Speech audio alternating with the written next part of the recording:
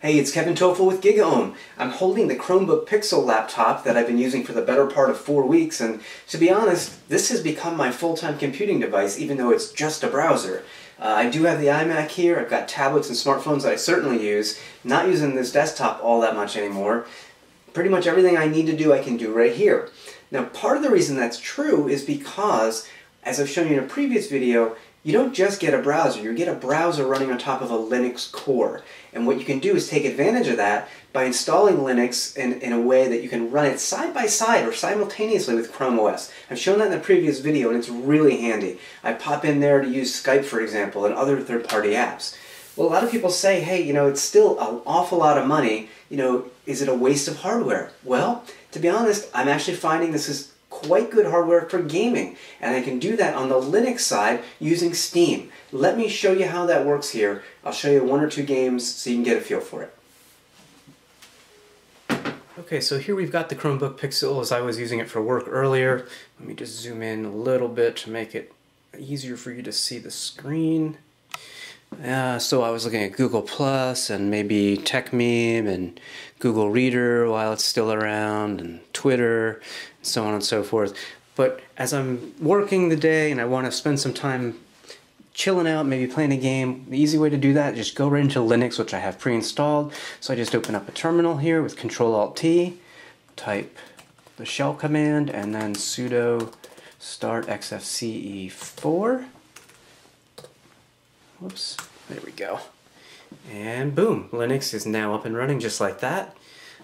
If you notice on the left-hand side, I already have Steam pre-installed. Steam is a video game distribution service for Windows, for Mac, and more recently for Linux. And I paid a couple bucks for a game called Spectraball, so let's see if we can get that working. It's opening up Steam, signing in. Now I've got the game set for 1920 by 1080 resolution. I could do full screen, but it doesn't work as smoothly, so I have it set up for full HD right now, but the screen is so highly resolute that that's full HD. It doesn't even take up the whole screen, so alright. So let's just play offline. This is a little game kind of like Marble Madness where you've got to go around and you're a marble and you got to get through obstacles. If I use the mouse pad, I can look left, right, up, down, whatever. So let's just leave it like that. Then using the keyboard, I can just zip around. Can't say I'm very good at this. Where am I going? There I'm going. And I just zip through the little obstacles. And this one was a toughie. I got through it earlier today. It times you to get through here. I need the keyboard to jump, and I didn't jump. Shoot. Graphics look pretty good. Whoops, I really suck. Oh, wow. Spacebar to jump, isn't it? There we go. And let's get over the hump here, and now I think I've got a double jump. Yeah. And I blew it. Let's see if I can do it that way. It's a little easier to see. Alright. I know, it's kind of a boring game. Stick with me, stick with me. I'm just showing you the concept. Gaming does work. High definition gaming.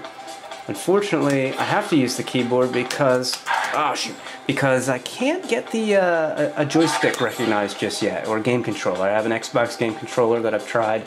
So far I don't have it working, but I will keep working on that. There we go. There we go. Whoops, whoops. And we gotta get across to this little island. You get the idea. Oh, this is too much fun though. It's mesmerizing music too. Checkpoint reached. Alright. Well, there you go. That gives you an idea. We can, here, let's escape out of here and close this game down. Quit this. I think I have something else here on Steam. Let me go into Steam one more time, because I believe I have another game. Library. The Book of Unwritten Tales. This was a cheapie that I grabbed the other day. Running it at full screen, it really wasn't outstanding. I suspect that the drivers for, on the Linux side, for this high resolution monitor are not the best that they could be. But there we go. I noticed the touchscreen. Oh, it does work. Yesterday it didn't work. That's good. Let's say new game. Can I do that? Yes, I can. Difficulty normal. This is kind of like a little adventure game that you go through. More like point and click adventure. It looks fantastic on this screen. But frame rates, again, at full screen don't seem where they need to be. I think that's probably drivers on the, again, on the Linux side. So here's what you can do. Look at things, take things, use things, talk, etc. So you get the idea. For as long as I can remember, the peoples of Avantasia have been at war. And you get a little story. One single monumental battle between humans and orcs, dwarves and shadows, elves and sorcerers, and me, right in the middle. I had enough of it. Enough of sticking my neck out for one side or the other. Alright, well don't stick your neck out then. Carrying out orders or having to fear. I seized the opportunity. We'll switch back From now on, there we go. Back to Chrome OS. Anyway, I think you get the idea. I'm going to look deeper at some of the other games that I can play on Steam. Most of the ones for Linux, unfortunately, are not cutting edge, so I don't think the hardware is going to get pushed all that much, and I also think that it would be nice to have game controller support. That's something else I'm going to be looking at. But for now, that's my look at gaming on the Chromebook Pixel in HD resolution. It looks pretty good.